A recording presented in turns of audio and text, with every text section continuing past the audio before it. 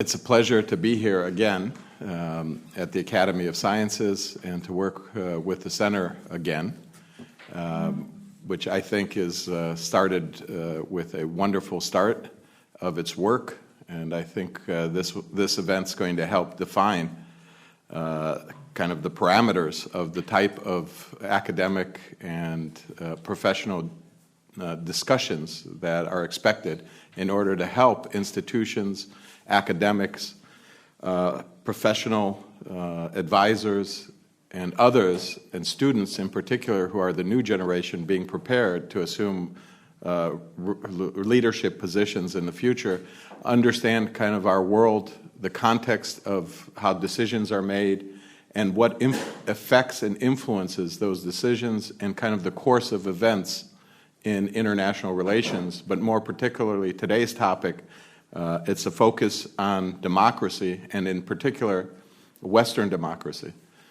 When Dusan and I discussed what we could do while we had the ability to have two very prominent guests with us today, two people who I have enormous respect for, who I think are some of the leading thinkers that I know and who I have the pleasure of constantly engaging in dialogue and discussion, and their thoughts help me shape and form my own thoughts in many ways.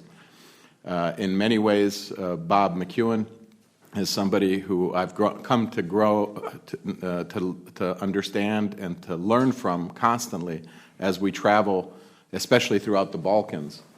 Bob is one of the leading voices, conservative voices in the United States. He is somebody who is very modest, and in keeping in line with that modesty, I have to also say I'm humbled to be with both of them. Ljiljana comes from a little bit different perspective. She comes from a perspective on the left and kind of what used to be considered the traditional left, but now I think she'll have a very difficult time, and she can talk about that, how she can find her place on the left, given everything that's happening on the left. Now the topic, why the topic? Why discuss the threats to democracy? Well, first, if we look at the war in Ukraine, most of the Western leaders are defining that war as a battle between democracy and autocracy. And they're saying that if one side, Russia, wins the war, this is almost going to be a fatal blow to democracy, especially Western democracy. So the significance that's being presented to the Western publics, especially in the United States, because it's hard for Americans in particular to understand why they should be sacrificing their pocketbooks, their family budget, to continue to support Ukraine when Ukraine is not an ally in NATO, does not have a defense alliance with the United States. There's not a treaty that obligates the United States to come to the defense of Ukraine or even to support Ukraine in the event of war. So many people ask themselves, why are we doing this? And the way that the political elite, but also the media establishment describes this oftentimes is that democracy is at stake. And if democracy is at stake, that means freedom is at stake.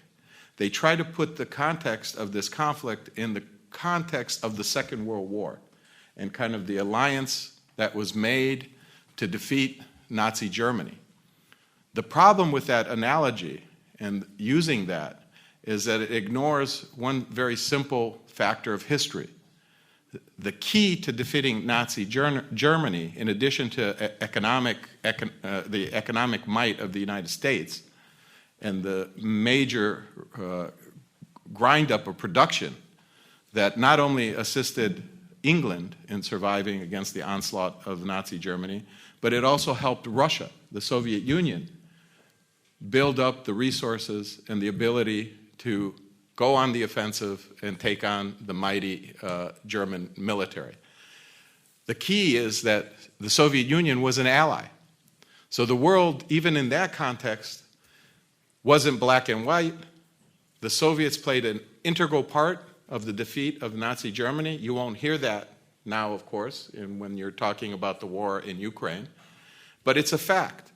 So that comparison doesn't really work, but for most Americans, it does kind of simplify in their minds what's at stake. Because if you tell somebody, if Russia wins, you're going to live differently, you'll lose freedom, and you're going to lose democracy, that's a little bit easier to mobilize them in support of this war and continuing to send assistance to Ukraine than if you try to use some vague explanations that center on geopolitics and kind of the importance of maintaining the strength of NATO or the strength of the EU or trying to protect the leadership position of the United States in the world. All of that is not very tangible and doesn't resonate with many people in America. So that's the exterior, that's the threat from outside when we talk about what are the threats to democracy. But the threats to democracy in America in particular, in large part, come from the inside. And if you listen to President Biden and you listen to Democrats, they very clearly define that threat. They say the biggest threat to democracy in the United States right now are Republicans. And in particular, it's MAGA Republicans, those Republicans who voted for, and those voters, because they're not only Republicans who voted for Donald Trump, but anybody who voted for Donald Trump and continues to support Donald Trump, by definition, is a threat to democracy in the United States. And the language that they use, if you go back, and I don't know how many of you had a chance to see the President Biden's speech in Philadelphia, with even the symbolism, which many people on the right kept referring to, that it reminded them of Nazi Germany and the Munich speech, Hitler's Munich speech, where he basically said, these are our enemies. They're out to destroy American democracy. They're out to destroy our country. And he very clearly called out over 8 million people who voted for Donald Trump. And if we add independents who also now show that they're very concerned about where things are going in the country, they actually are talking about half of the country in the United States. They've defined them as the enemy. On the right is very upset, fearful, because of the constant politicization of institutions, government institutions. They see this as the greatest attack and threat to democracy. That what is happening is that the FBI, the Justice Department, the military, all the institutions of government that American democracy relies upon to maintain a consensus amongst its citizens that this system of government is the best system of government for America. This system of government allows for the best development economically, socially, politically for the country. That is all being threatened by the administrations and the Democrat Party's use of these institutions for repression of their political enemies, for attacks on basic freedoms of citizens, and for indoctrination. And so when I say indoctrination, what do I mean? The whole question of education in the United States is a very important political question. All throughout the country, we have grassroots movements of parents who basically rose up and said, we're not going to allow these school boards, which are elected, to impose values, ideology, which have nothing to do with basic education, have nothing to do with arithmetic, with science, don't have anything to do with social sciences other than they should be only one part of what's being brought to the attention of students. So they rose up and they've become the heart of a very broad spectrum of protests throughout the country.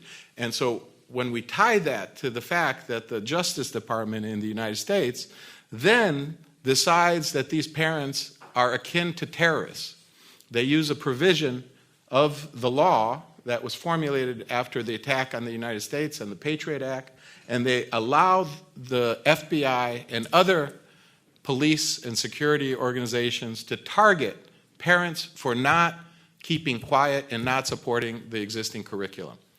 So you can understand then why when the left looks at Trump and all the voters of Trump, they see the biggest threat to democracy. And you can understand when the right looks at Biden, looks at the leadership in Congress of the Democrats and everything that's happening with government institutions, that they see that the Democrats and Biden are the biggest threat to democracy. Kind of the absurd, it's almost as if there was some kind of soft coup in the United States against Donald Trump, and that it's being continually implemented, where institutions no longer are outside of politics, that they become a central component of politics. And because this is happening, political elites are losing faith in the system. I would argue that this is something that was evolving in the United States, where American political elites basically no longer believe in the superiority of liberal democracy or democracy. They feel, the elites feel, that first the people are not to be trusted because the people don't understand, they don't vote as they should vote, and they elect people like Donald Trump. So there's even a movement, as was in the UK after Brexit, to limit who can vote. So there's an argument that anybody over 70 or 75 should lose their right to vote. Why? Because there are studies that say those people tend to be more conservative. They tend to vote on the basis of traditional values and on the basis of traditional ideas. And so they undermine the way the political elites see democracy should be run and how decision-making should be influenced. Then there's also another argument that the political elites have lost the confidence that the free market and capitalism is a superior system of organization for the economy. And I think this goes back to the last major economic crisis, when we all of a sudden heard in the United States for the first time that we cannot trust the market to solve all the problems. Because remember, the heart of capitalism is if you allow the market to work the way it should, healthy companies will survive and prosper, and everything that's not healthy will fail. But that's okay, because something will come, something new to replace that. Then all of a sudden the economic crisis hits, and we hear something very strange, which is some companies in the financial sector, the auto industry, are too big to fail. We cannot allow them to fail, so what happens? The government intervenes, sends huge amounts of money, and keeps those institutions alive. And so that is a basic lack of trust in the essential component of the free market of capitalism. And so that's where the elites, I would argue, lost confidence in their economic system. So they are losing confidence in the political system and in the economic system. Now the most dangerous component, political elites are losing confidence in institutions of democracy, in government institutions. If you look in the United States, there's this argument that either the Supreme Court needs to have additional judges so that you can balance out the kind of political point of view of judges to the point where the political elites and the economic elites in the United States feel more confident that those judges will decide the way they think they should be making decisions. And at the same time, they're losing confidence, these political elites, in democracy, in democratic elections. And that's where the danger comes in, because they feel they have to intervene in the elections. They do it through media censorship and control. They do it through big money that comes in, even to local election boards and commissions that then change, as we saw in 2020 with the presidential election. During an election, they change the rules of the election.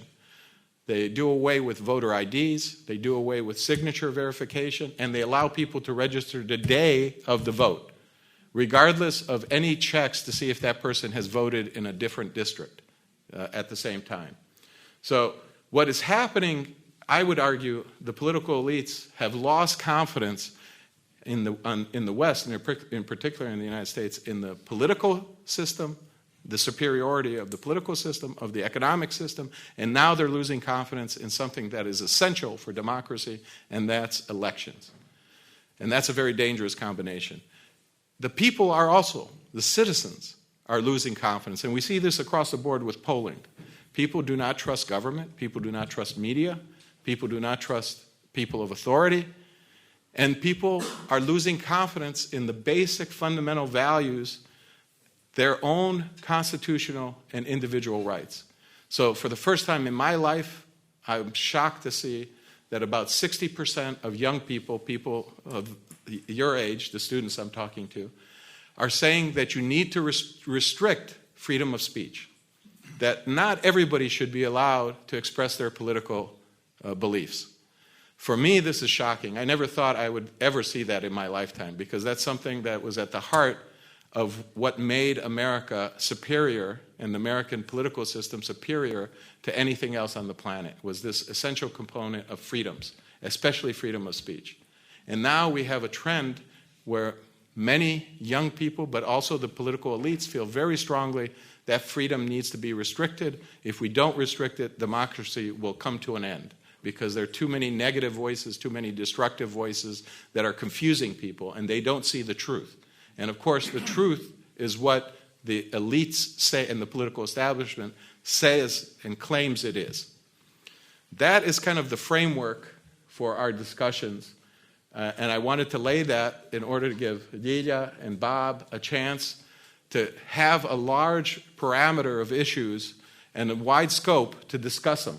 And I hope I did a decent job in laying out those parameters.